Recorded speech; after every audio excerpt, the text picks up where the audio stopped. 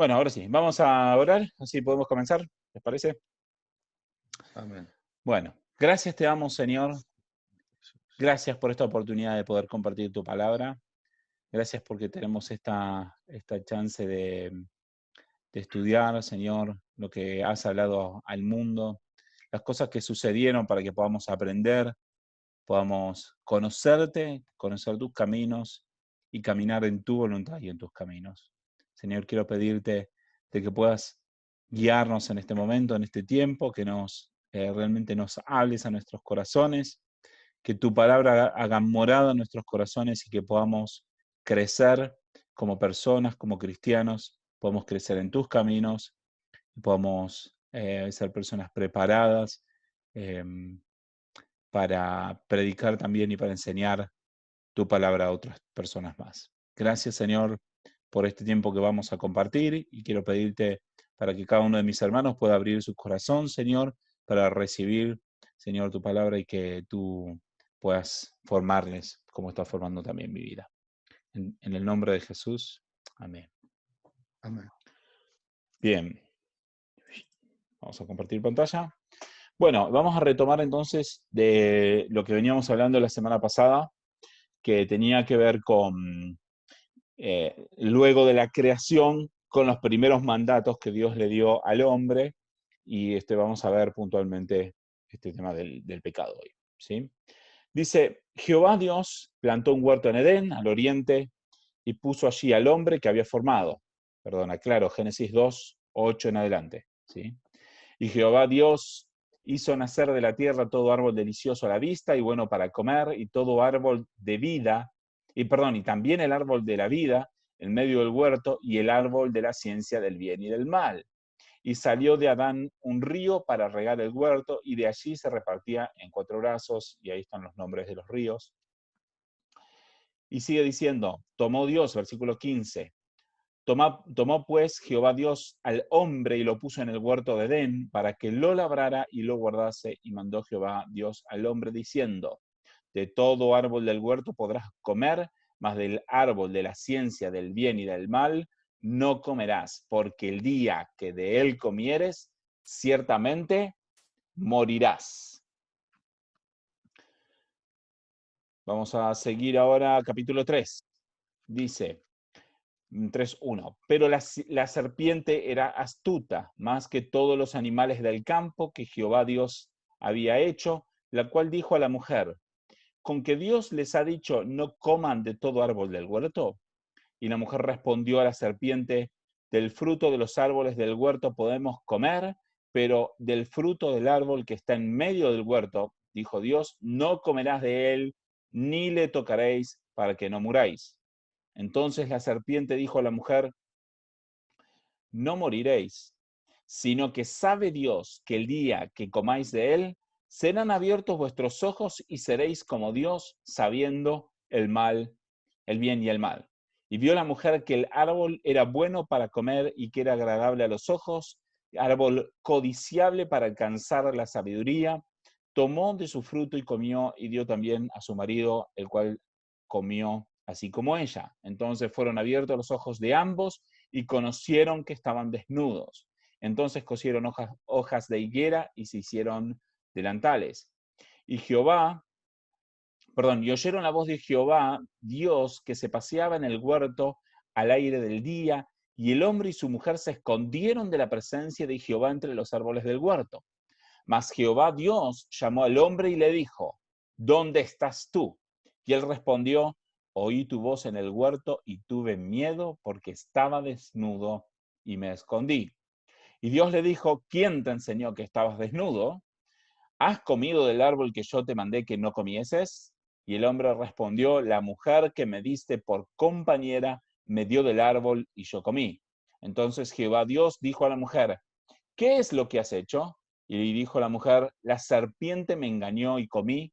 Y Jehová, Dios dijo a la serpiente, por cuanto esto hiciste, maldita serás entre todas las bestias y entre todos los animales del campo, sobre tu pecho andarás y polvo comerás todos los días de tu vida.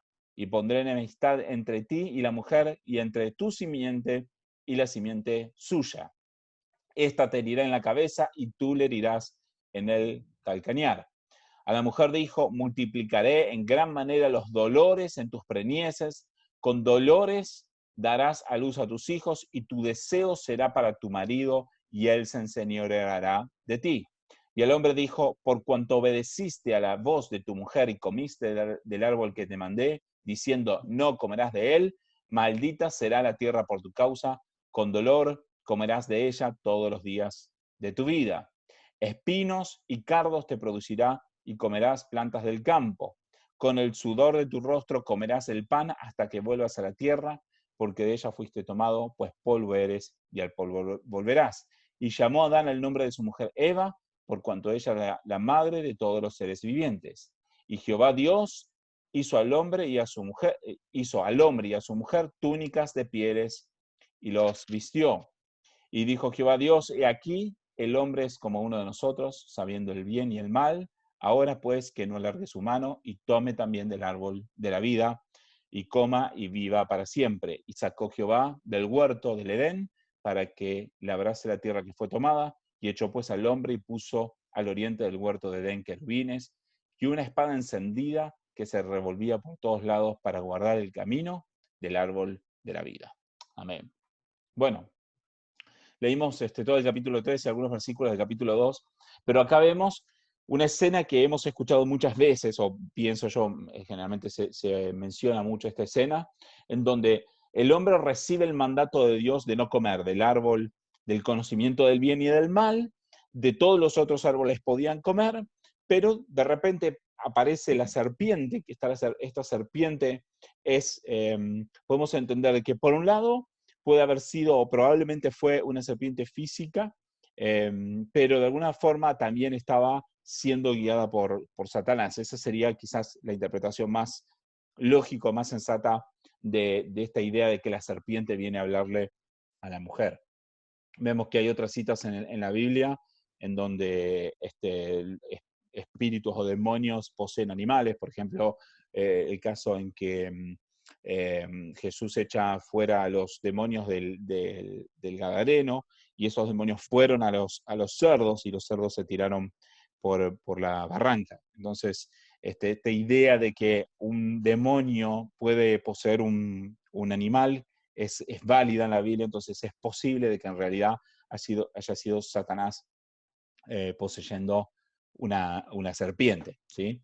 Pero Satanás entonces le dice a la mujer, y vamos a repasar un poquito qué es lo que le dice, capítulo 3, versículo 2 dice, con que Dios ha dicho, no comerán de todo árbol del huerto. Y la mujer respondió a la serpiente, del fruto de los árboles del huerto podemos comer, pero del fruto del árbol que está en medio del huerto, dijo Dios, no comerán de él, ni le tocaréis, para que no muráis. Entonces, el primer punto que aún la serpiente sigue diciendo, no moriréis, sino que sabe Dios que el día que comáis de él serán abiertos vuestros ojos y seréis como Dios sabiendo el bien y el mal. Entonces el punto es de que Satanás lo que está haciendo es cambiar la palabra que Dios dijo. Dios dijo que no coman del árbol que está en medio del huerto, pero Satanás lo que le está diciendo a la mujer es que Dios dijo que no coman de ningún árbol del huerto. ¿Sí? Y la mujer aclara rápido y dice, no, del fruto de los árboles del huerto podemos comer, pero no podemos comer del árbol que está en medio del huerto. Entonces, esto podemos ir viendo cuáles son algunas de las estrategias de Satanás, ¿sí? Una de las estrategias de Satanás es tomar lo que dice Dios y cambiarlo en algún aspecto. No es oponerse directamente a lo que dice Dios, sino es tomar lo que dice Dios y modificarlo en algún aspecto.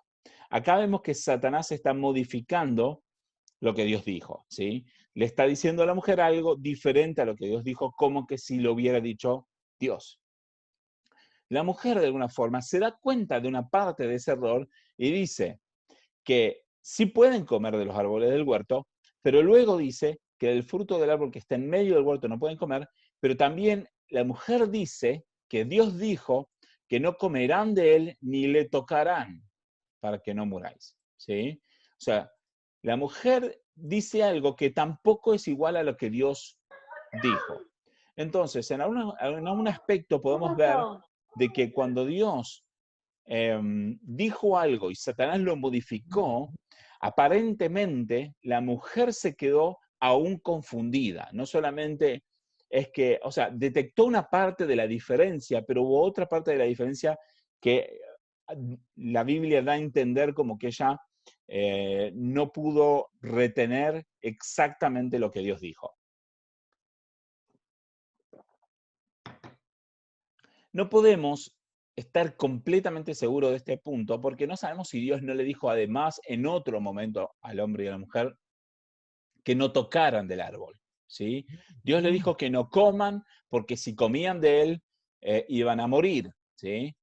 No sabemos exactamente si Dios en algún momento le dijo que no tocaran el árbol, ¿sí? Pero por lo que nosotros vemos en el capítulo 2, no dice que no toque el árbol, dice de que no coman del árbol. Fíjense. Mas del árbol de la ciencia del bien y del mal no comerán, porque el día que de él comieren, ciertamente morirán, ¿sí?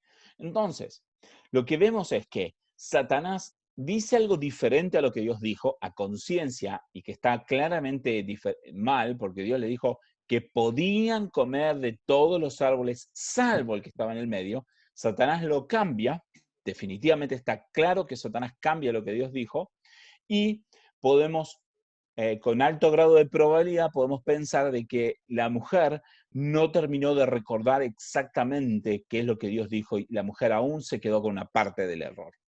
¿Sí? Entonces, esto es Y otra importante. cosa, Gaby. Sí, dale. Dice, no comerás, o sea que le da la orden a una sola persona. No, sí, a una sola persona, a él le dice, a él le está dando la orden. Al varón en este caso, que dice, no comerás. Es un buen No, punto. Es un no, buen no punto. comerán ambos, no comerás. Sí, es un buen punto, pero hasta cierto punto. ¿Por qué? Porque si bien es algo que no vimos, y de hecho capaz que es algo que podríamos ver la próxima semana, que tiene que ver con la autoridad. Adán es autoridad de toda la humanidad, Claro. aún por sobre Eva. Entonces, cuando Dios le está diciendo a Adán de que Adán no podía comer del árbol, le está diciendo indirectamente para toda la humanidad. No solamente, o sea, está incluyendo a la mujer de forma indirecta, ¿sí?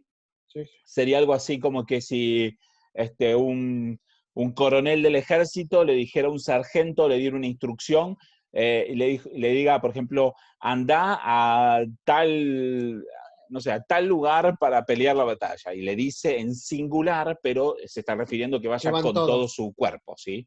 Entonces, en ese aspecto la mujer estaba incluida. ¿Se entiende la idea? Estaba incluida, Sí. aunque sí Dios utiliza el singular. Es un buen punto eso, y está bueno que observen ese tipo de cosas porque es importante. Aún el singular y el plural hace una gran diferencia en la Biblia, y de hecho es parte de lo que voy a hablar un poquito más tarde. Pero es importante esa diferencia entre el singular y el plural. Aunque acá podemos entender que la mujer está incluida, no porque Dios haya usado el plural, sino por el hecho de que Adán era la autoridad de la mujer. Pero buena la apreciación, muy buena la apreciación. Pero entonces, Satanás engaña a la mujer cambiando lo que Dios dijo, y la mujer entonces, si bien detecta parte del error, no detecta todo el error y se come un pedazo del error, ¿sí? Entonces, en definitiva, esto nos hace pensar la importancia que tiene para nosotros ser bien claros en qué es lo que la palabra de Dios dice y no cambiar una cosa por la otra. Y de hecho esto viene a colación con lo que vos estás diciendo. Está bueno notar si la Biblia en algún momento habla del singular o del plural, o habla en femenino o habla en masculino, o no sé, o a quién le dice cada cosa, porque nosotros realmente debemos ser perfeccionistas en el entendimiento de la palabra de Dios. No podemos leer una cita e interpretarlo lo que más o menos nos parece. Tenemos que poder ir llegando a lo que realmente la Biblia dice, siendo bien claros y bien, bien precisos, ¿sí? Y es importante la precisión en comprender lo que Dios dijo. Entonces es muy bueno en ese aspecto. Bien, entonces, cuando Satanás responde a la mujer, dice, Satanás dijo a la mujer, no morirán, sino que sabe Dios que el día que comáis de él, serán abiertos vuestros ojos y seréis como Dios, sabiendo el bien y el mal. Y esto es una media verdad, media mentira. Hay una parte de verdad y una parte de mentira. Esta parte es verdad. Sabe Dios que el día que de él coman, que de él Abrirá coman los ojos. o comieran, serían abiertos sus ojos y serían como Dios, no Dios, pero serían como Dios con la capacidad de distinguir el bien y el mal. Pero el punto en el que Satanás miente y miente directamente es al decir no morirán, porque Dios dijo, el día que de él comieren, ciertamente morirán. Entonces, en este aspecto esto es una negación directa a la palabra de Dios. Ahora, después podemos empezar la discusión de qué significa morir en estos contextos, ¿sí? ¿A qué se refería Dios cuando dijo que iban a morir? ¿Sí? La realidad es que vemos que cuando la mujer y Adán y Eva comieron del fruto, no cayeron muertos en tierra en el momento, que hubiera podido ser si Dios hubiera querido. ¿Sí? Y Dios hubiera estado en todo su derecho de extinguir a la humanidad con el solo hecho de que Adán y Eva comieran del fruto, ellos podían haber caído muertos en ese momento y que ahí se extinguiera a toda la humanidad. Dios hubiera estado en su justo juicio porque Dios le dijo al hombre y a la mujer que si comían del fruto iban a morir. Entonces, en un aspecto no murieron, en otro aspecto sí murieron. O mejor dicho, en dos aspectos sí murieron. En el primer aspecto en el que murieron es en el aspecto de que ellos empezaron a tener una muerte espiritual, ¿sí? Que esto lo vimos creo que desde la primera semana, ¿sí? El ser humano está muerto espiritualmente desde el momento en que Adán y Eva comieron del fruto. Toda la humanidad está muerta espiritualmente desde el momento en que ellos comieron del fruto. O más específicamente desde el momento en que Adán comió el fruto, toda la humanidad está muerta espiritualmente. En ese aspecto sí murieron. En otro aspecto también murieron en el sentido de que, como ellos comieron del fruto, sus cuerpos se hicieron esclavos del pecado, como vamos a ver un poco más hoy, y entonces sus cuerpos pasaron a tener la capacidad de morir, aunque esa muerte no haya sido instantánea, pero sí, sus cuerpos murieron unos años más tarde, aunque hayan sido cientos de años más tarde, porque de hecho fueron cientos de años más tarde. Pero el hecho de que ellos murieran es señal de que ellos comieron del fruto, ¿sí? Y pecaron, ¿está bien? Entonces, ellos, por un lado, se cambió lo que Dios dijo, Satanás cambió lo que Dios dijo, por otro lado, la mujer cambió lo que Dios dijo, y luego comió la mujer primero, y luego le dio el hombre, y el hombre también comió. Entonces, ahora quisiera que veamos un poco este tema de la tentación. O sea, la pregunta es, ¿Dios tentó al hombre al poner el árbol en el huerto o no? ¿O fue la serpiente la que tentó a la humanidad? ¿Sí? Ahora estamos hablando no del hombre Adán, sino a la humanidad, ¿no? ¿Es Dios el que tentó a la humanidad o es Satanás el que tentó a la humanidad? Y para ver eso vamos a ver en Santiago, capítulo 1, versículo 12, unos versículos que son bien importantes para entender este tema de la tentación, ¿sí? Y nos aplica para nosotros también.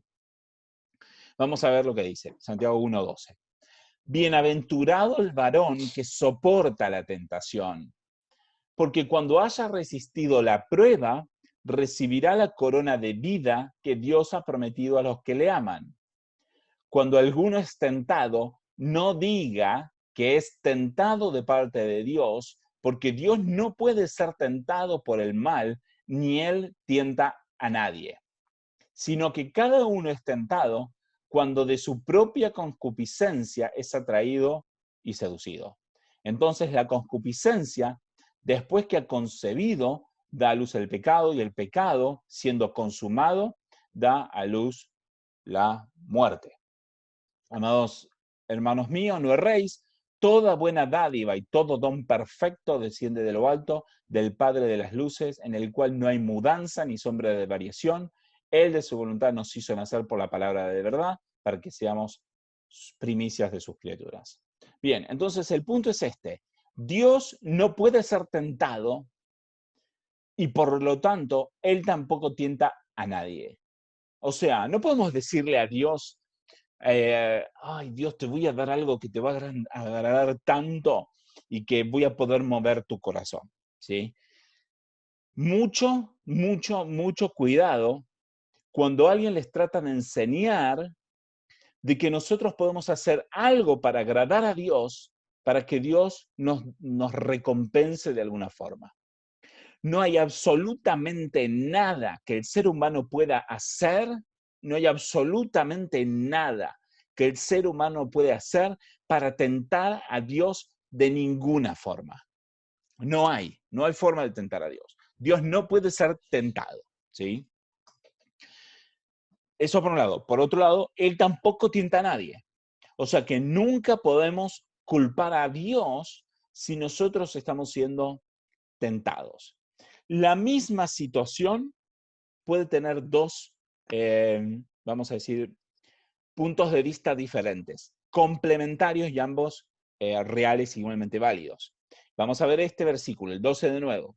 Bienaventurado el varón que soporta la tentación, porque cuando haya resistido la prueba, recibirá la corona de vida. Entonces, la misma situación tiene dos aspectos.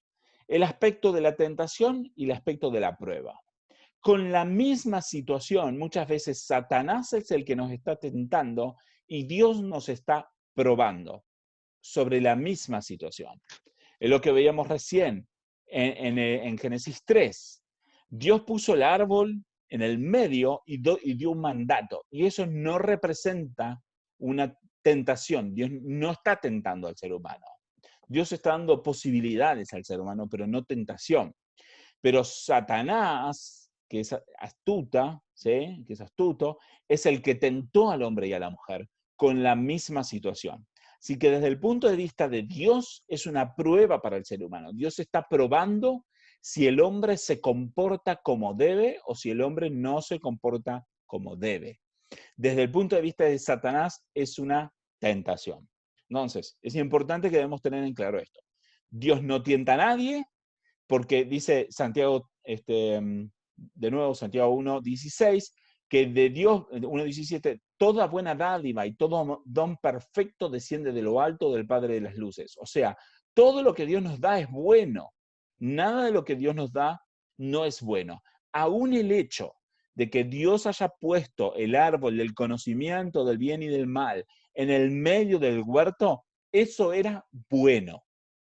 Eso era bueno y debemos entenderlo como que eso era bueno porque si Dios lo puso, era bueno. Y ya vimos también en Génesis 1 que Dios dijo, terminó el primer día y vio Dios que era bueno, terminó el segundo día, vio Dios que era bueno. Toda su obra era buena en gran manera y eso incluye el hecho de que esté el árbol de la ciencia del bien y del mal en el medio del huerto.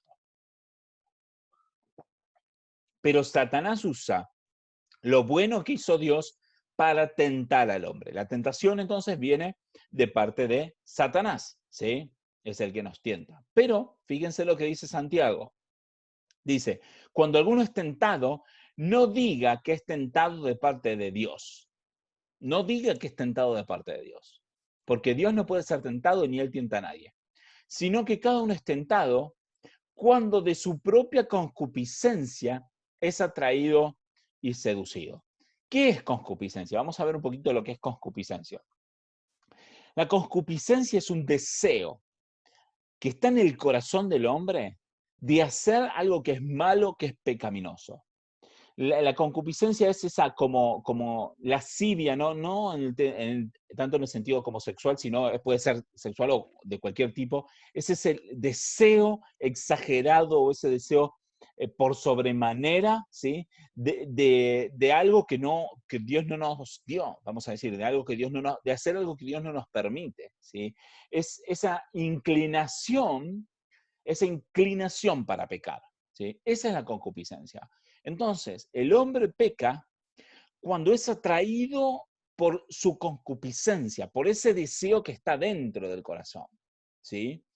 Fíjense, si el hombre no tuviera ese deseo, Satanás tampoco no podría tentar al hombre. Satanás puede tentar al hombre porque el hombre tiene ese deseo, esa inclinación adentro suyo. Si el hombre no tuviera esa inclinación, Satanás no nos podría tentar. Entonces, Satanás nos tienta, pero ¿por qué nos tienta? O no tanto por qué, digamos, pero ¿por qué puede tentarnos?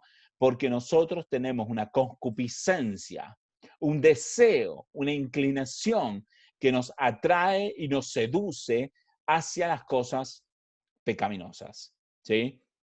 Fíjense lo que dijeron ellos, Adán y Eva, volvemos a Génesis, dice,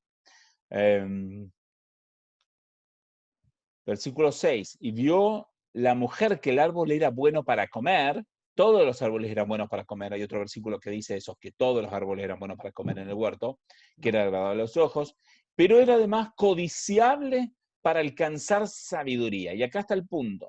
La mujer en su corazón tenía este deseo de ser como Dios, de alcanzar esa sabiduría. Entonces la concupiscencia, esa inclinación, esa inclinación hacia el pecado estaba puesto en el corazón, ya estaba en el corazón del hombre, aunque el ser humano tenía la capacidad de rechazarla, pero acá vemos de que se dejó llevar por ese deseo y entonces cayó en el pecado, ¿sí? Como dice Santiago, seguimos, dice, entonces dice la concupiscencia, este deseo pecaminoso, después que ha concebido, da a luz el pecado. O sea, en el momento en que la mujer lo está viendo el árbol y tiene ese deseo y come, ahí dice, da a luz el pecado. O sea, el pecado es el resultado de ese deseo que está puesto en el corazón cuando se deja, cuando se es guiado por ese deseo.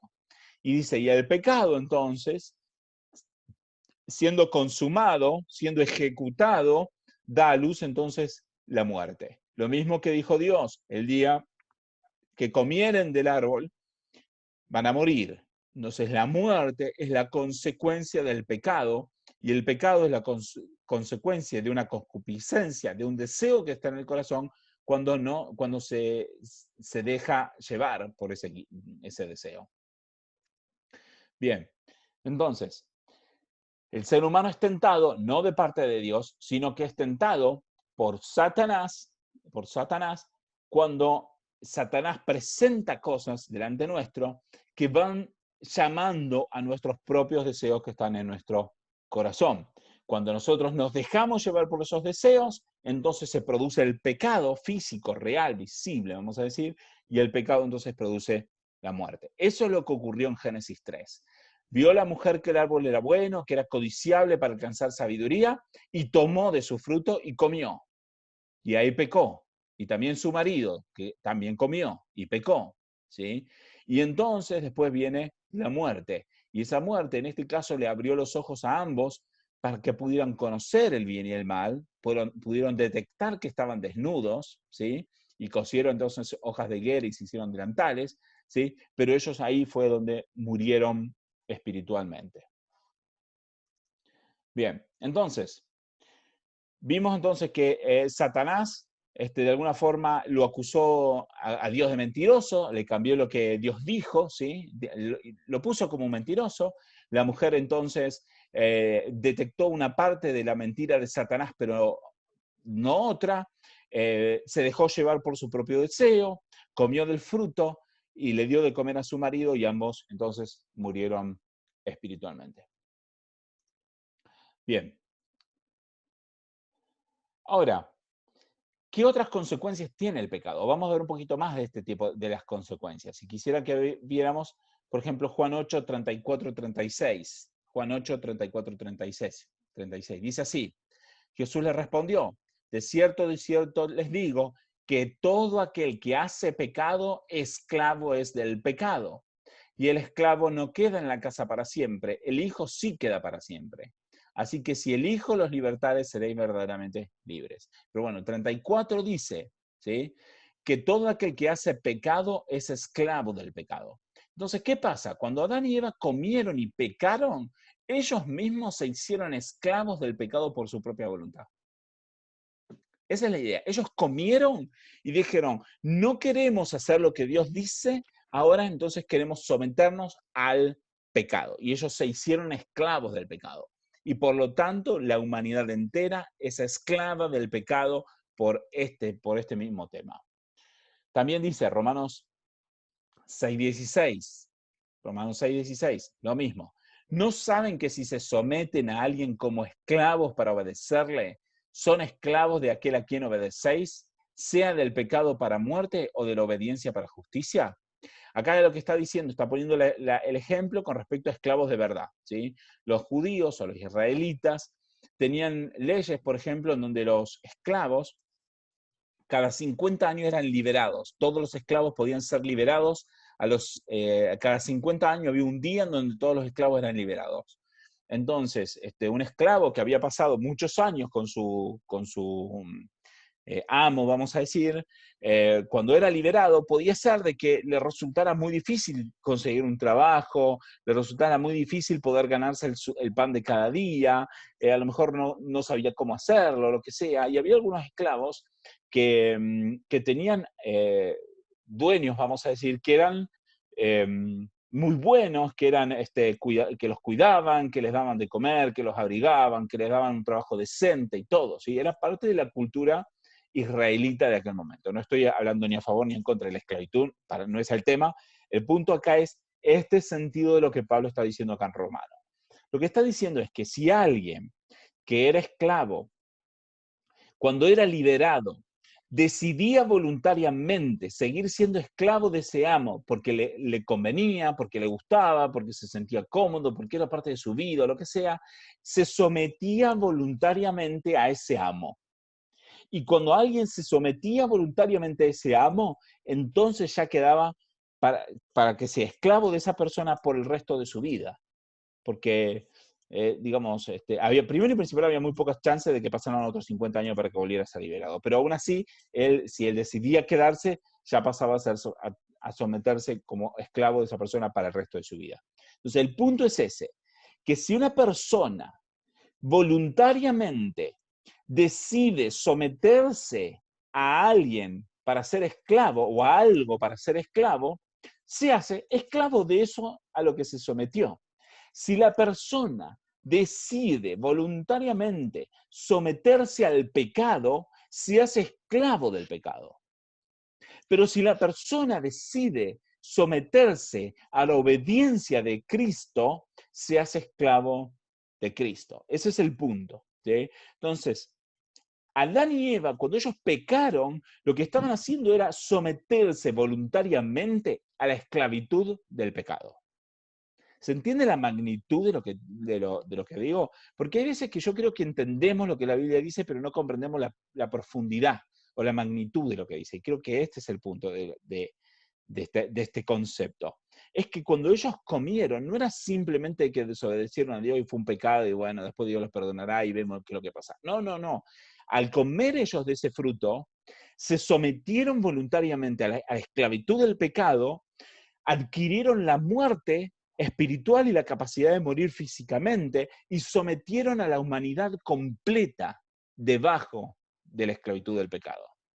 No solo se sometieron a ellos, sino que sometieron a la humanidad completa. Entonces esto es un tema muy serio, digamos, no es una cosa menor. Bien, entonces ellos se sometieron y se hicieron esclavos, ¿sí? Entonces, además de eso, también vemos de que, volvemos a Génesis 3, versículo 16 al 18, fíjense que tuvieron más consecuencias. Fíjense que Dios le dijo, a la mujer le dijo, multiplicaré en gran manera los dolores de tus preñeces. Con dolor darás a luz a tus hijos y tu deseo será para tu marido y él se enseñoreará de ti. Dios lo que está diciendo es que la mujer, por culpa de su pecado, de su propio pecado, entonces va a tener dolor en el parto, por ejemplo, o en todo el proceso de embarazo, ¿sí? Y al hombre, por cuanto obedeciste a la voz de tu mujer y comiste del árbol que te mandé, diciendo no comerás de él, maldita será la tierra por tu causa, con dolor comerás de ella todos los días de tu vida. O sea, al hombre le puso la carga del trabajo y de sufrir a través del trabajo, ¿sí? Entonces, no solamente que ellos recibieron la muerte por culpa de su pecado, se hicieron esclavos del pecado, sino que además encima recibieron una consecuencia física, el sufrimiento, sea del trabajo para el hombre o del dar a luz a los hijos por parte de la mujer. Versículo 19, esto es sumamente importante. Con el sudor de tu rostro comerás el pan hasta que vuelvas a la tierra, porque de ella fuiste tomada, pues polvo eres y al polvo volverás. Acá Dios lo que le está diciendo es que, de alguna forma, que porque ellos comieron del árbol y pecaron, entonces van a volver al polvo. Y esto refuerza la idea de que el ser humano fue creado desde el polvo, ¿sí? Y no solamente fue creado desde el polvo, sino que al polvo va a volver. Y la verdad que aún hoy nosotros podemos ver de que el ser humano vuelve al polvo. Algunos con suerte los ponen en una caja, pero tarde o temprano el cuerpo del ser humano, una vez muerto, vuelve al polvo. Y esto es una clara señal de que el ser humano vino del polvo también, ¿sí? Pero entonces acá está hablando de que el ser humano entonces iba a morir. No iba a ocurrir inmediatamente, pero iba a morir y iba a volver al polvo. Bien, ahora, no solamente que ellos recibieron esa capacidad de morir, de volver al polvo, sino que además alguien tenía que morir en ese momento para que ellos no murieran en el momento. Y fíjense que dice que dice Adán el nombre de su mujer Eva, por cuanto ella es la madre de todos los seres vivientes, y después dice que Jehová Dios hizo al hombre y a su mujer túnicas de pieles y los vistió. Es muy posible que hasta este momento nunca hubiera muerto ningún animal. Porque imagínense, pasaron 6 días de la creación. Luego, un tiempo indeterminado, hasta que el ser humano pecó. Pero es muy probable de que haya ocurrido relativamente rápido. No hay señales en estos pasajes de que haya habido un tiempo demasiado largo entre de que Dios creó al hombre hasta que el hombre pecara. Es muy probable que haya sido muy rápido, ¿sí? Satanás estaba deseando hacer pecar al hombre, entonces es muy probable que haya sido muy rápido. Entonces es muy probable que nunca hubiera muerto ningún animal. Entonces, por culpa del pecado del ser humano, mueren los primeros animales con los que Dios tomó sus pieles para vestir al ser humano. Entonces, esto también para el ser humano debió haber sido importante en el sentido de que ellos vieron de que un animal murió por culpa de ellos. Esa es la idea, que la creación empezó a pagar las consecuencias por culpa de su propio pecado. Pero alguien tuvo que morir para vestirlos a ellos, ¿sí? Alguien tuvo que morir para vestirlos a ellos. Recuérdense de que ellos no se habían dado cuenta de que ellos estaban desnudos y cuando comieron del árbol del bien y del mal, del conocimiento del bien y del mal, entonces comprendieron la distinción entre el bien y el mal, ¿sí? Y se dieron cuenta de que estaban desnudos y entonces cosieron hojas de higuera y se hicieron delantales. ¿Sí? Entonces ellos ahí cayeron en la cuenta de que estaban desnudos, entonces Dios los tuvo que vestir y al vestirlos tuvo que matar animales para cubrir el pecado de ellos. Esta es la idea, que Dios tuvo que matar animales para cubrir la desnudez del ser humano. Y es importante, la consecuencia del pecado es la muerte. Y eso lo podemos ver en toda la Biblia, ¿sí? Lo vimos, creo que recién en Juan 8, decía algo de esto, no, pero en Romanos 6, 20 a 23, sí, 6, 23 mejor dicho, fíjense, porque la paga del pecado es la muerte. Si es siempre el mismo punto en toda la Biblia, la paga del pecado es la muerte, la paga del pecado es la muerte, alguien tiene que morir. Adán y Eva comieron, alguien tenía que morir. ¿Quién murió? Murieron animales para vestirlos a ellos. Y después con el tiempo murieron ellos también. Pero la paga del pecado es la muerte. Bien, entonces, habiendo entendido esto, de que la paga del pecado era la muerte, ellos habiéndolo comprendido, imagínense que ellos comprendieron esto, al comer y tener luz, se dieron cuenta que estaban desnudos, al ver de que murió un animal en su lugar, ellos comprendieron, o seguramente debieron haber comprendido, este tema de que la paga del pecado era la muerte. ¿Qué mejor forma de verlo? Imagínense, ¿no? Que uno está delante de Dios y peca por primera vez y Dios está ahí reprochándote tu pecado y entonces como consecuencia mata a un animal y te viste, ¿sí? O sea, esto es una escena fuerte, o sea, es muy difícil de que ellos no hayan comprendido la importancia esta de que la muerte es consecuencia del pecado. Es muy probable de que ellos sí lo hayan podido comprender y si no lo comprendieron, bueno, pero Dios le estaba dando todas las señales para que sí comprendieran este punto, ¿sí?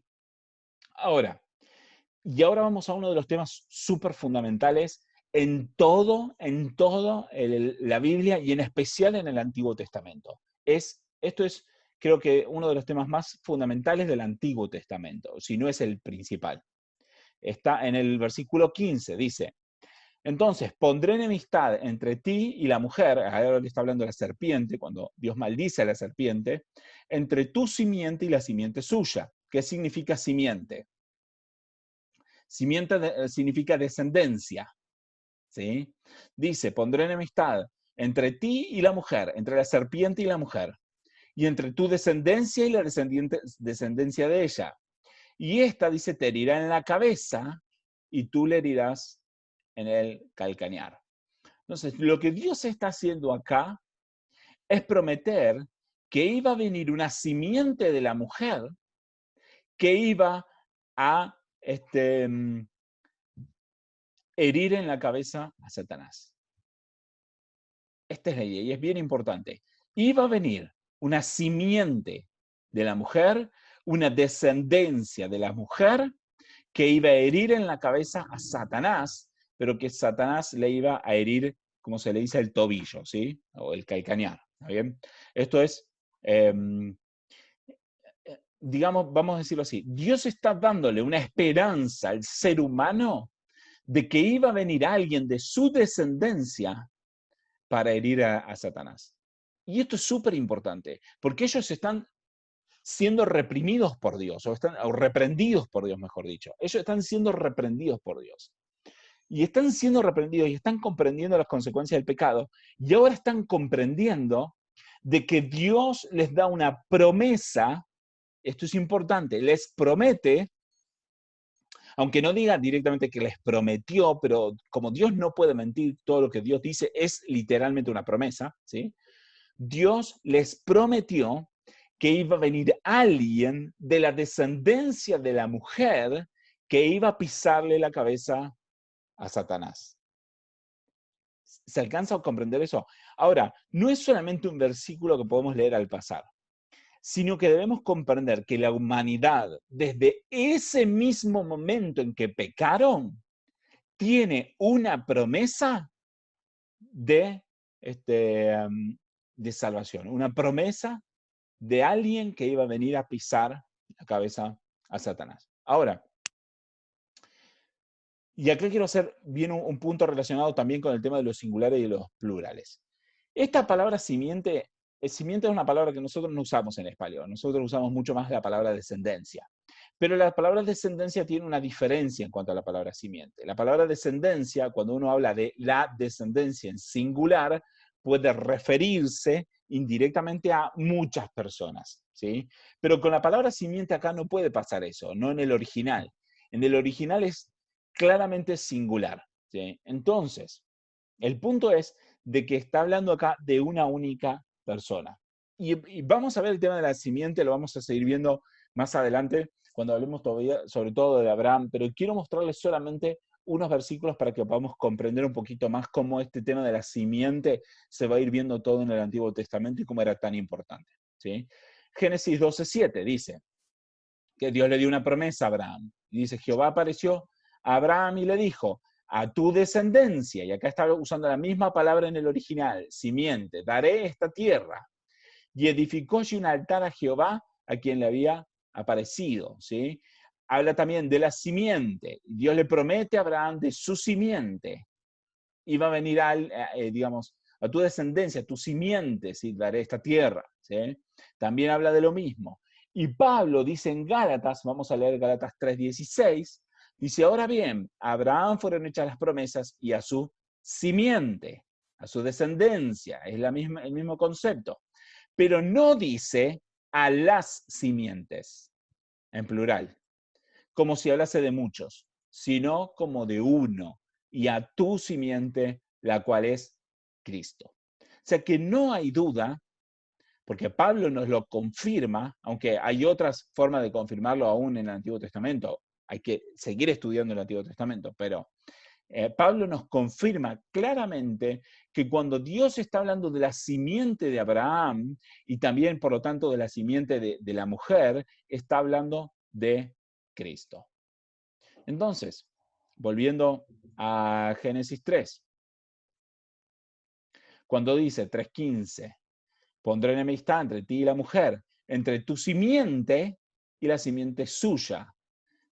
A esta te herirá en la cabeza y tú le herirás en el calcanear. Lo que está diciendo es de que Cristo, aunque Adán no conocía a Cristo en este momento, iba a venir para pisar la cabeza de Satanás.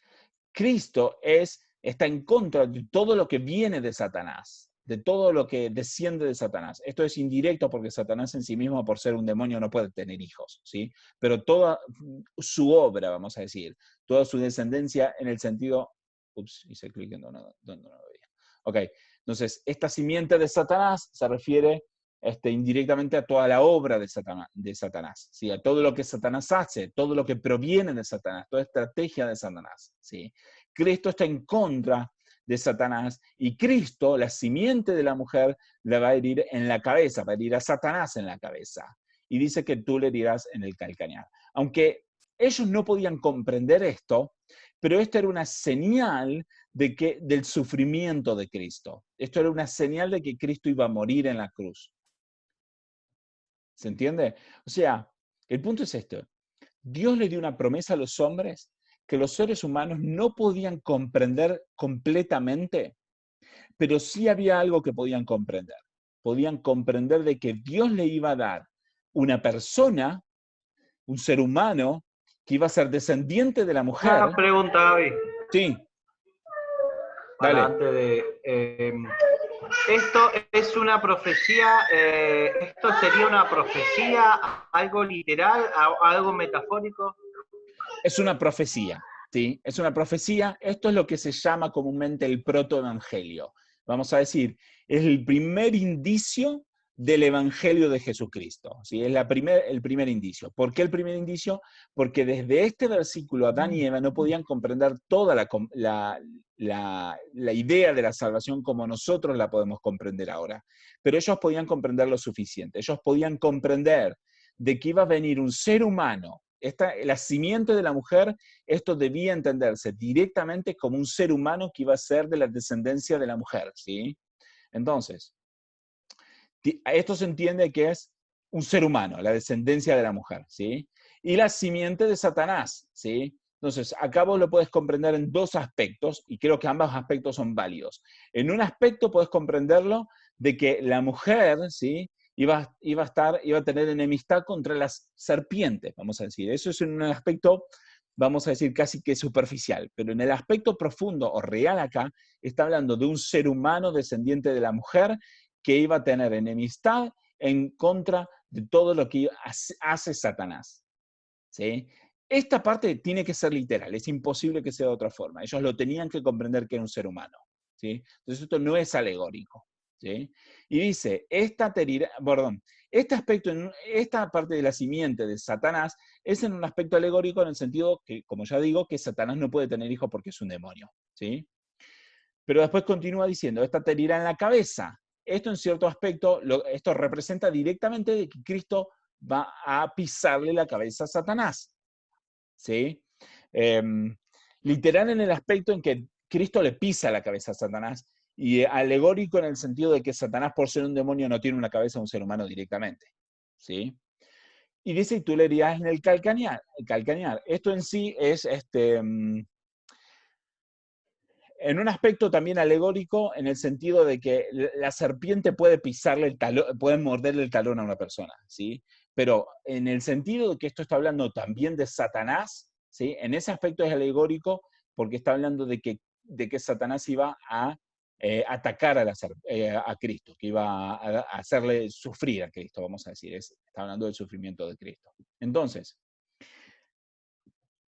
hay un aspecto literal. El aspecto literal es que ellos esperaban a un ser humano que iba a venir a darles libertad del pecado y que iba a destruir el pecado y que iba a destruir a la serpiente. Y que los seres humanos debían... ¿El sufrimiento físico sería?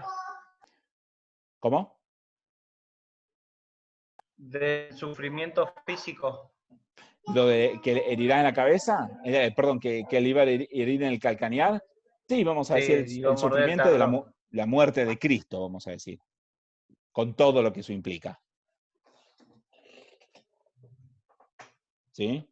Entonces, en ese aspecto es literal de que ellos esperaban a un ser humano de la descendencia de la mujer que les iba a venir a liberar del pecado y de Satanás por medio de la serpiente por la cual vino la tentación, vamos a decir.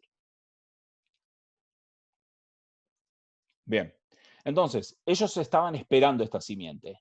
Y como vemos nosotros después, es que esta simiente es Cristo, ¿sí? Pero entonces el punto fundamental es de que a partir de este momento el ser humano está esperando el Salvador en base a una promesa, ¿sí? Porque también hablábamos hace un tiempo atrás de que la salvación es por fe y no por obras, ¿sí? Y muchos me van a poder decir, ¿cómo puede ser de que alguien tuviera fe en Cristo antes de que venga Cristo? ¿Sí? Entonces la respuesta es de que todos los seres humanos, aún desde antes de Cristo, tenían una promesa, y la promesa era una simiente de la mujer, una descendencia de la mujer que iba a destruir el pecado y a Satanás. Esa promesa la tienen todos. Entonces la salvación siempre, desde Génesis 3:15, la salvación fue siempre por medio de la promesa en un Salvador. Ese es el concepto. Siempre la salvación fue por medio de la fe en la promesa de un Salvador que iba a venir a destruir el pecado. Ese es el punto fundamental.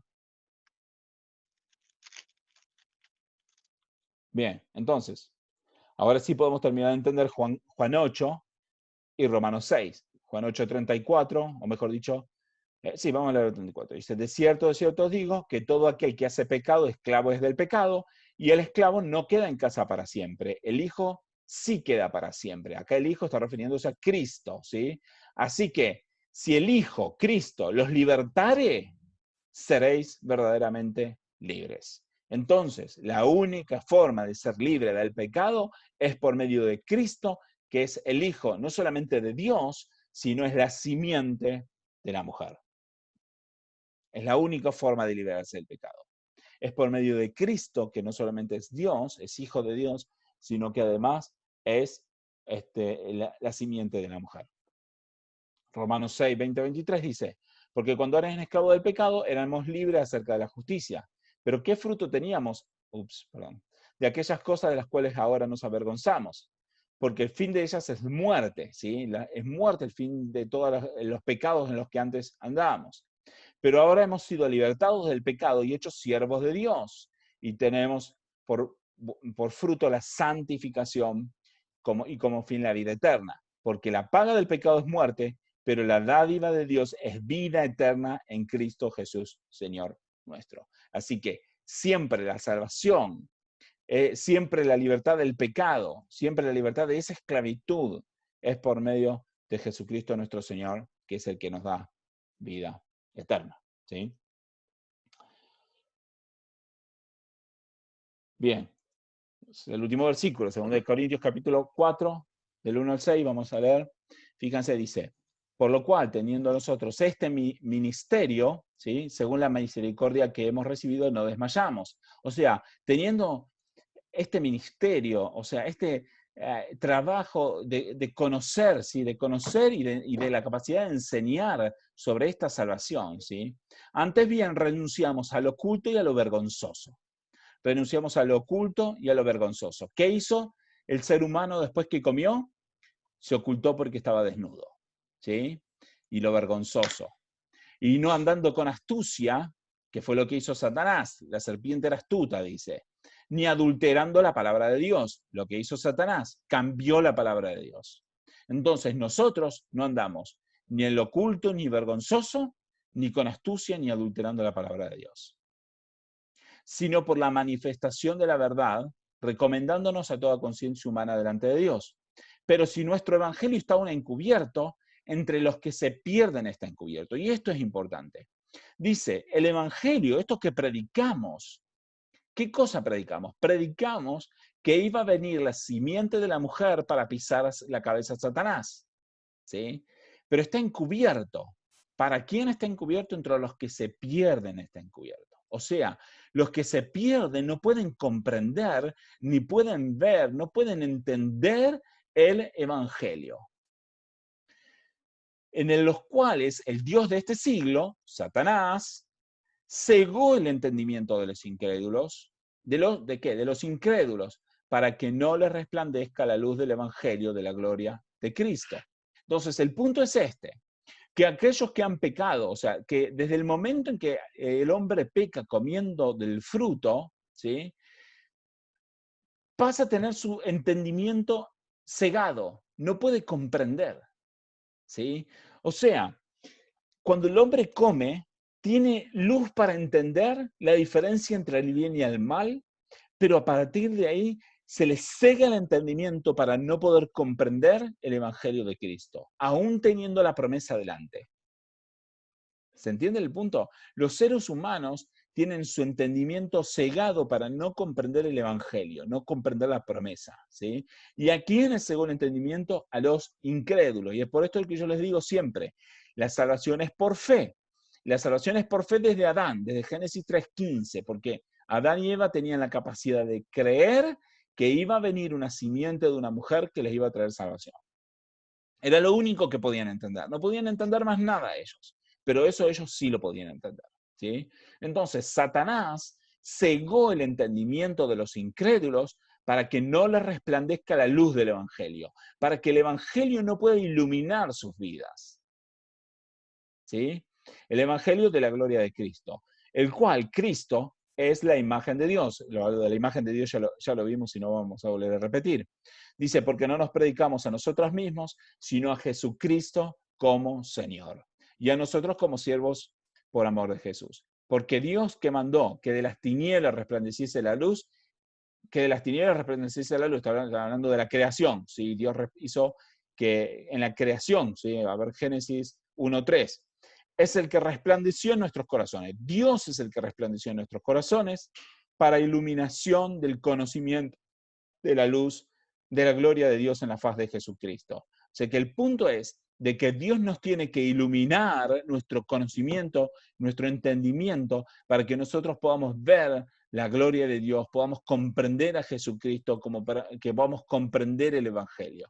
Es la única forma en que nosotros podamos recibir salvación, es si Dios ilumina nuestras vidas para que nosotros podamos comprender el Evangelio. Por eso, si ustedes conocen gente que no es creyente y que no lo puede comprender, sepa de que hay una razón para que los incrédulos no pueden comprender.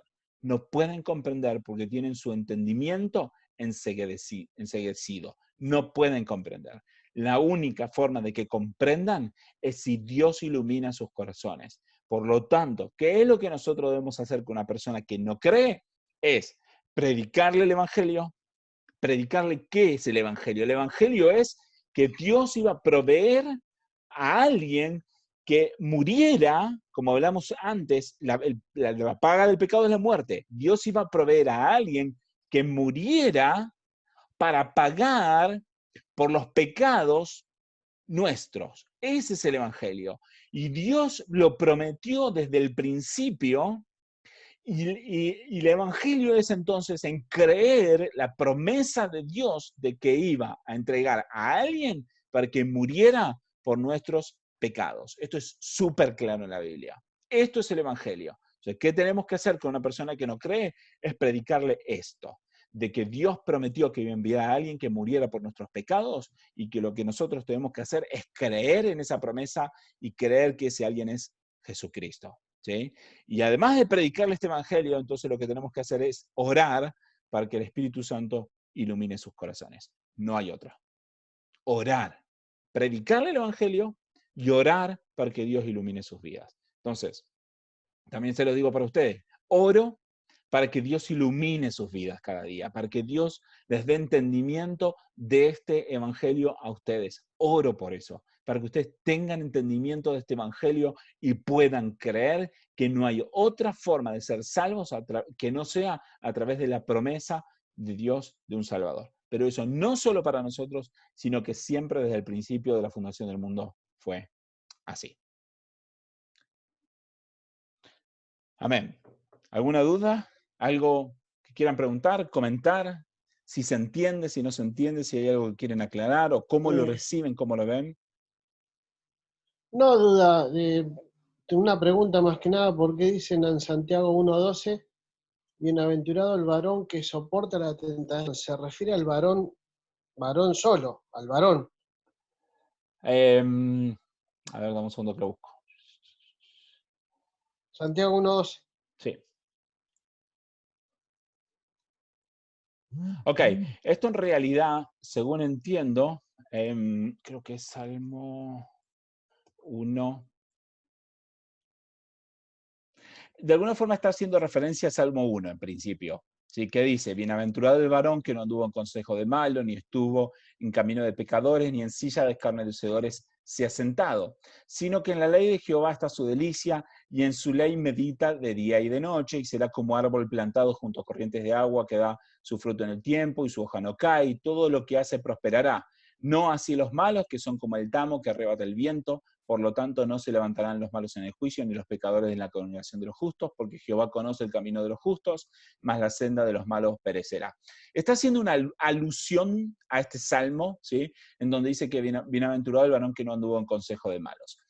En principio, vamos a decir, este salmo lo que está haciendo es dando un consejo sabio para los varones, ¿sí? A no andar en el pecado, sino a ser justos y meditar en la ley de Dios, ¿sí? Entonces, como salmo está hablando a los varones, que eran los que lideraban al pueblo, eran los jefes de familia, eran los que dirigían al pueblo. Y si el varón era justo, si el varón que gobernaba su casa, que gobernaba la sociedad, era justo y era honrado y era decente y se ocupaba de las cosas de Dios, entonces cuanto más su familia, que iba a ser educada por ese varón, sus mujeres iban a ser también santas y piadosas, sus hijos también iban a crecer en el conocimiento de Jehová. Entonces, en un aspecto, este consejo está hablándolo al varón como cabeza de la sociedad.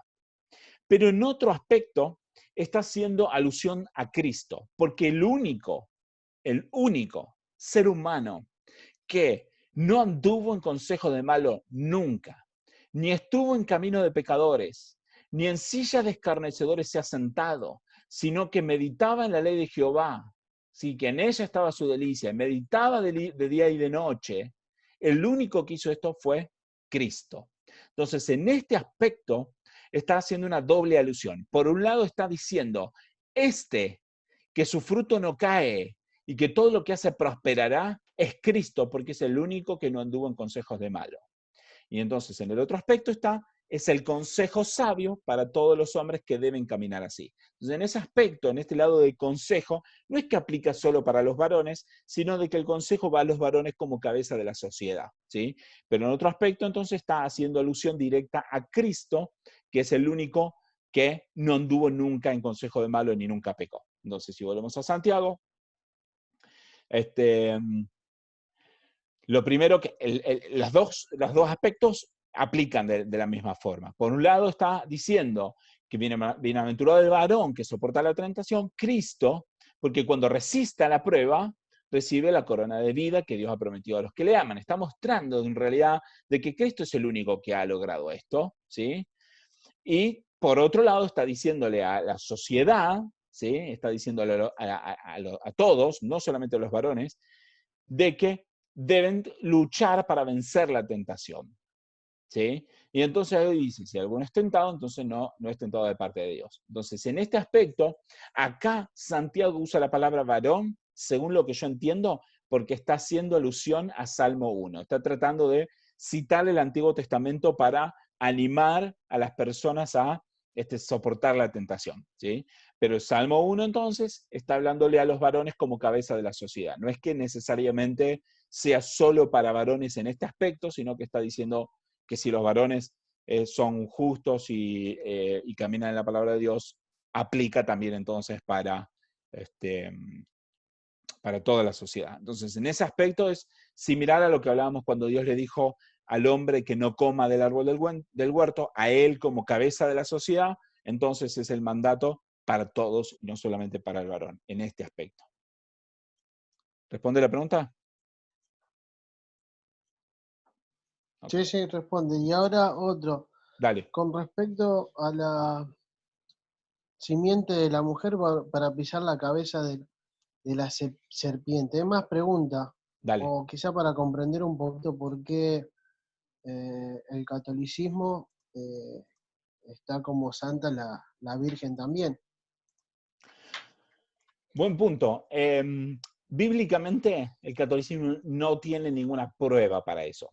El catolicismo, uno de los temas que tiene es que ellos, además de creer en la Biblia, creen en la inspiración de otros escritos que no son bíblicos, o sea, que no están en la Biblia nuestra. Si uno agarra la Biblia católica y la Biblia cristiana, tiene los mismos libros con la diferencia, la única diferencia es que la Biblia católica tiene además agregado algunos otros libros que son los que se llaman apócrifos o deuterocanónicos.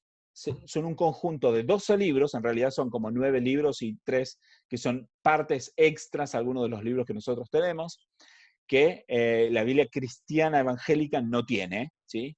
Estos libros no eran considerados parte de la Biblia, aún en tiempos de Jesús, no eran considerados, porque son solo del Antiguo Testamento, ¿sí? Solo del Antiguo Testamento, no hay nada del Nuevo Testamento que ellos agreguen. En tiempos de Jesús no eran considerados parte de la Biblia, sí.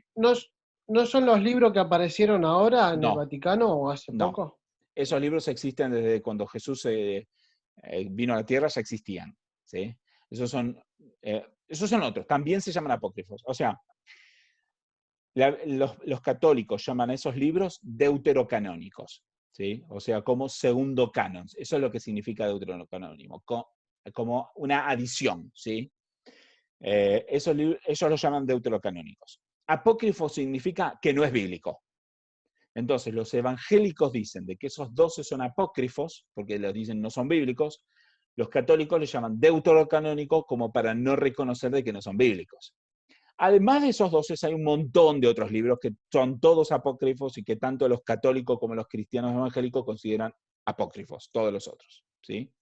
Pero entonces la Iglesia Católica se basa en parte de esos libros y aún en otros que ni siquiera están en sus propias Biblias para argumentar cosas a favor de la virginidad eterna de María, de que María fue al cielo sin morir y algunas otras cosas que ellos creen que no tiene fundamento bíblico de ninguna forma. No hay cita bíblica que apoyen eso. Al contrario, la Biblia habla en contra de todo ese tipo de cosas en muchos aspectos y por eso básicamente no los podemos aceptar. Ahora, ¿por qué esos libros no están en la Biblia cristiana? Por varios motivos. Número uno, esos libros, aún en tiempo de Jesús, no estaban incluidos en la Biblia. Jesús no los citó, Jesús no habló de ellos. Jesús citó un montón de otras cosas del Antiguo Testamento, de otras partes, pero nunca citó ninguno de esos libros. Los mismos judíos no los consideraban parte de la Biblia de ese momento. Esos libros tienen cosas que se contradicen con lo que la Biblia dice, y lo que la Biblia dice no tiene contradicciones, no se puede encontrar una contradicción en la Biblia. Hay cosas que a lo mejor es difícil de comprender, pero no hay contradicciones en la Biblia. En cambio, con esos libros sí hay contradicciones. Entonces, básicamente, por todos esos motivos, esos libros nosotros no los consideramos por las contradicciones, porque no los consideraban cristianos, no los consideraban bíblicos ni aún en tiempo de Jesús, y porque además la Iglesia Católica los incluyó después de la Reforma Protestante, como en el 1500 o 1490 y pico, una cosa así. Entonces, ellos lo incluyeron en su Biblia después de la Reforma Protestante para distanciarse de los protestantes y para, digamos, oponerse a lo que decían los protestantes. Pero aún ni los católicos, antes de la Reforma Protestante, ni ellos los aceptaban como bíblicos. No pasaron el concilio, ¿no, Gaby? Sí, hubo muchos concilios, pero no, de los concilios del segundo y tercer siglo, el tercer siglo, cuando se fue definiendo, digamos, se fue definiendo el canon, no pasaron. De hecho, esos libros, los deuterocanónicos, ya no habían pasado el concilio de los judíos antes de Cristo. Bien, ¿respondió? Buenísimo. ¿Alguna pregunta más? ¿Algún otro comentario? Yo, Gaby, Sí, dale. me quedé con acá en Génesis 3, cuando la mujer le dice, no comeréis de él ni le tocaréis para que no muráis. Sí. Ahí, pues, viste que yo te entendí que vos me dijiste que capaz que ella lo agrega a no lo tocaréis porque capaz que en un momento Dios se lo dijo. Sí. Entonces, porque yo he escuchado muchas prédicas de que ahí tocan como que la mujer miente. ¿Es Ok, una claro. mentira o no se sabe si realmente Dios se lo dijo anteriormente? Porque yo escuché muchas pruebas como que la mujer miente, que lo agrega la mujer, que no es lo que Dios la mandó. Bien, ¿No? ¿Entendés? Es como que totalmente. muchas pruebas contra la mujer. Sí, Como que la mujer es la que... y no es porque soy mujer, pero si no quiero que ahora cuando vos me agregaste eso, como que ahí lo entendí. Que puede sí. haber Mira, dicho una esta mentira. misma pregunta yo lo estuve hablando con algunos de los pastores acá en la iglesia porque justamente estaba en el mismo debate y lo estuvimos hablando y todo. Mira, el punto para mí es este. Lo que dice Satanás es claramente una oposición a lo que Dios dice. Porque Dios le dice directamente que pueden comer de todos los árboles excepto el del conocimiento del bien y del mal. Pero Satanás dice que no coman de todo árbol del huerto. Entonces Satanás está siendo explícito en una contra a lo que Dios dijo. También Satanás le dijo, no moriréis. También es explícito en contra de lo que Dios dijo. Pero cuando dice la mujer dice, no comerán de él para que no muráis. Dios dijo esto. Y con respecto a que no le tocaréis, en realidad Dios no dijo nada de esto. ¿Sí? Dios no dijo, o mejor dicho, la Biblia no dice nada de esto. No dice que Dios dijo, pueden tocarlo. No dice, Dios no dijo que ni que lo puedan ni que no lo puedan tocar. No es claro. Entonces, en ese aspecto, no es del todo seguro de que la mujer estuviera cambiando lo que Dios dijo, o que quizás Dios le haya podido decir. Entonces, en ese aspecto para mí no es sabio llegar a la conclusión de que la mujer mintió por esto, no es sabio llegar a la conclusión, aunque es muy probable de que la mujer esté cambiando lo que Dios dijo, pero no podemos estar completamente seguros. Entonces, yo como pastor no enseñaría de que la mujer cambió la voluntad, lo que Dios dijo. Lo que yo digo es que es posible que la mujer haya cambiado lo que Dios dijo, o que es posible que la mujer se haya quedado con parte de confusión, ¿sí? Es posible, pero yo no podría acá estar completamente seguro de que la mujer cambió lo que Dios dijo porque no lo sabemos. Es muy posible que sí haya cambiado lo que Dios dijo, pero no lo podemos saber con completa seguridad. Entonces, Dale, buenísimo. Entonces, en Sí, ese me quedó claro. aspecto, mi consejo es que cuando estudiamos la Biblia, no podemos llegar a sacar conclusiones demasiado rápido antes de confirmar lo que la Biblia realmente dice. Si la Biblia te está dando a entender algo, pero que no es demasiado claro, necesitamos confirmaciones, ¿sí? Y si no hay confirmaciones, entonces es preferible no sacar una conclusión que puede ser inválida, porque podemos estar metiendo la pata. ¿Se entiende la idea? ¿Sí? Sí, Gaby. Excelente. Gracias. Buenísimo. ¿Alguna pregunta más? Bueno, entonces si no, oramos.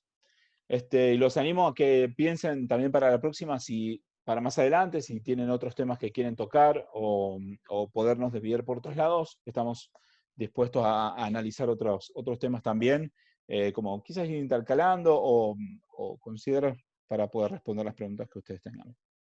¿Sí? Los animo a esto y también para, como decíamos antes, invitar, si tienen conocidos que piensen que les pueden ser de bendición, que lo hagan también, siempre y cuando no sean personas que sean miembros o se estén congregando en alguna iglesia. ¿Sí? Bueno, oramos. Gracias, Señor, te damos por este tiempo que hemos podido compartir. Verdaderamente tenemos este deseo de estudiar tu palabra, de conocer más de tu palabra y de que podamos todos crecer, Señor, en el conocimiento de ti y ser formados por ti, ser transformados y vivir conforme a tus criterios, conforme a tu voluntad, conforme a tu propósito. Gracias, Señor, porque no dejaste al ser humano sin esperanza, sino que desde el mismo momento en que pecó, proveíste una esperanza de un Salvador que iba a venir a pisar la cabeza de Satanás y que iba a venir a liberar a la humanidad del pecado. Gracias, Señor, por esta esperanza que nos has dado. Señor, creemos en esta esperanza, en la esperanza de vida eterna por medio de Jesucristo. Señor, y quiero pedirte, Señor, que bendigas a cada uno de mis hermanos para que podamos seguir creyendo y caminando en esa esperanza. Señor, gracias por todo. Te damos toda la gloria y toda la honra en el nombre de Jesucristo. Amén. Bueno, hermanos, muy buenas noches, que Dios les bendiga, que descansen y los espero la próxima. Gracias igualmente. Amén. Dios les bendiga Chao, muchísimo. gente. Bueno, Saludos. todos. Bendiciones para todos. Saludos, nos vemos. Que descansen. Chao, Bendiciones. chao. Bye.